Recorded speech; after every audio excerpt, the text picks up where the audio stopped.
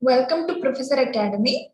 Today we will be dealing with again the questions of research aptitude, and this will be of 2018, and now we'll be moving with this pattern 2018, 19, 20, 21, and we'll be selecting questions on that order each and every day. Yeah. Then moving on to the first question.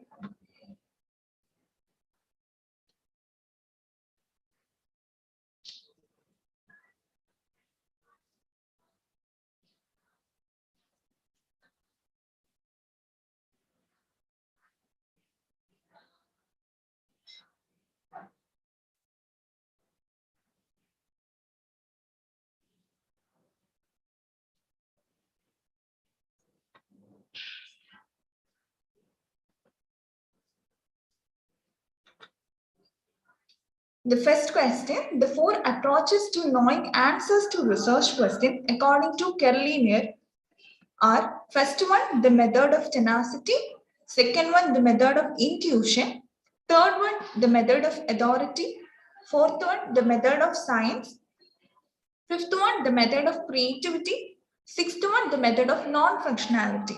So now we have to select the one that four approaches or the approaches of answering a research question according to Kerlinger.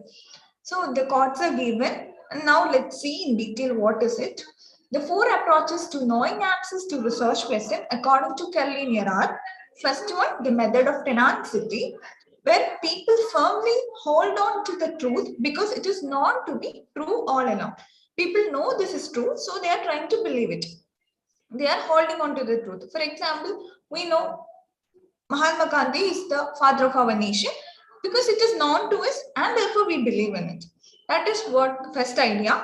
The second idea on research is the method of intuition, that is self-evident and we are relying on our guts and emotion. It is also been called as the priori basis, where we believe in our own actions and without any historical observations or all along, we are just believing in what we feel at that point of time. Then the third point is the method of authority. A fact is true because some authority has established. We are believing in authority. Once, for example, something is being accepted by rule of law or by the judiciary, we believe and we follow that.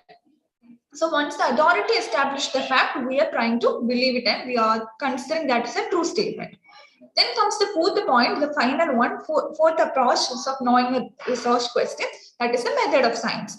Use of scientific methods and test approaches to clarify doubts. These four questions are the approaches, or the four different approaches are to be utilized, or either of these should be utilized to answer a research question according to Kerlinger. And finally, our answer to this question will be: one, method of tenacity; two, method of intuition; three, method of science. So according to Kerliner, these are the four approaches to answer a research question. And the final right answer will be option A. 1, 2, 3, and 4. Moving on to question number 2. One way to measure the extent to which a measure is free of random error is to compute its A. Content validity; B. Experimenter's bias; C. Pretest reliability; D. Demand characteristics. And it is all about random error. And last day also we have seen a questions related to this. So what do you have to understand? Now we have got a question in the previous section also regarding random error. So that is an area to be studied. And you have to check what it is and how we can do something to clarify that or make a free from random error. So that is how you have to learn, because but the question, the other case, the question was in a different way. So, but the topic that is to be noticed is random error. So let's see what is it and how it has to be clarified, which we have already discussed in the previous session also. Random errors in measurement are inconsistent error that can happen by chance. That random, that word itself says it is by chance, the error that happens by chance. And it is therefore unpredictable. We know the random errors are unpredictable because it happens very accidentally or by chance. The amount of random error is inversely related to the reliability of the measurement instrument. So what it means, inversely related? When the random errors are more, the reliability of that particular research or the particular measurement tool is going to be reduced. So they are inversely related. The test-retest method repeats the measurement, repeats the survey under similar conditions. So what was test-retest reliability concept?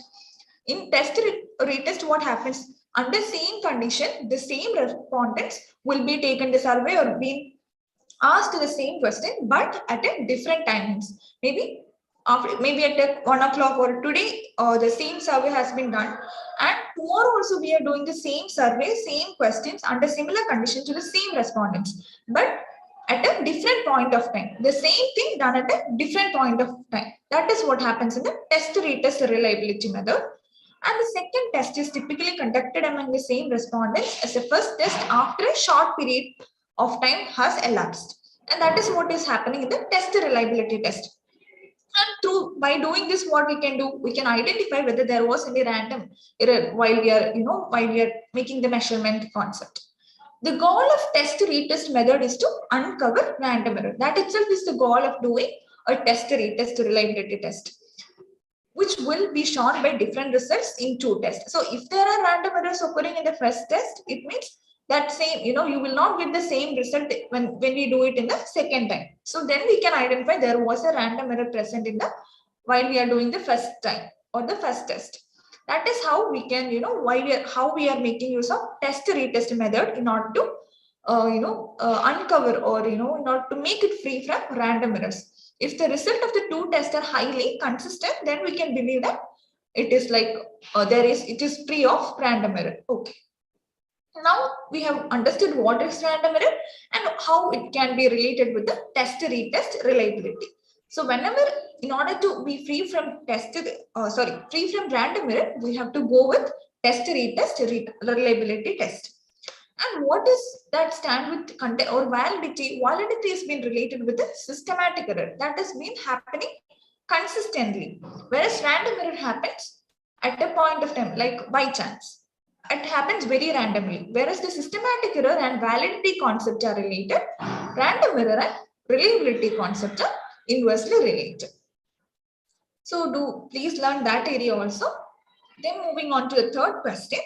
The identification of a research problem involves, first one, selection of the academic area, 2, demarcation of the study area, 3, rejection of the personal and collective choices, 4th one, specific topics within the area, 5th one, management of financial resources. Choose the right course from the below. So now we have to do what are the steps involved in the identification of a research problem. First of all, what we need to select our academic area, right? We have to have an idea regarding our academic area. And similarly, demarcation of the study area, like we have to divide, you cannot have a broader study area. You have to divide it into different objectives. You will not do it in a single objective or broader objective. Instead, you make the divisions, demarcations, and you set your limit and set your boundaries, and you will split it into 1 or 2, 3 objectives. That is what happens when you create your research problem. So demarcation of the study area is again important. Then moving on to the fourth concept, that is specific topics within the area is important. So 1, 2, 3 and are the right options, and the right answer will be option C, 1, 2 and 4. And considering this rejection of personal and collective choices, management of financial sources has nothing to do with your identification of research problem. Rejection of personal and collective choices will be like, you do it out of your interest, and this is nothing to do with your identification of a research problem. So you can avoid 2 and 4. The right answer will be identifying and selecting your academic area, your study area, and also we have to narrow down and find the specific topics within the area. So the right answer is option C. Moving on to the fourth question. Participatory research is also described as A, individual method, B, group-based, C, community-based, D, government-based. Participatory research itself is known as community-based participatory research. That is the full proper name of CBPR is the right word of participatory research. CB, that is community-based participatory research, PR. So CBPR stands for community-based participatory research. That itself shows that participatory research is on community-based. In participatory research, what happens? Even the participants, like the people who are to be one who will be standing as a sample will be also actively participating in the research process. They are not just answering, or they are not just fulfilling the activities and functions of a samples. Instead, they will stand as a researcher and they will also help in the process of collecting data, or in one way or other, they are also becoming a kind of researcher. So they are also contributing to the research. So that is what happens in a participatory research, and that will be based on a community. So that is why it has been called as community-based participatory research. Moving on to the fifth question. The paradigm of research which focuses on the development of professional expertise of the researcher practitioner is called A. Pure research, B. Applied research, C. Action research, D. Qualitative research. Out of all this, we know that it is the action research where we need a professional expertise, because in action research, the researcher himself is dealing with his own platform where he have to improve a situation. He have to develop a particular situation. Especially the best example for action research is always a teacher trying to develop or improving the situation of or the learning difficulty of a particular student or a group of students. So even the research will become a part of that, and therefore that professional expertise of directly dealing with human involves. And therefore, the right answer for this question will be action research. The development of, because, and you know what happens in a, what are the steps involved in a action research: plan, act, observe, and reflect. So all this happens, and therefore, in order to fulfill all these four process and four steps in a proper way, dealing with a direct sample, so that they definitely need the professional expertise. So that's all for today. Yeah. Thank you.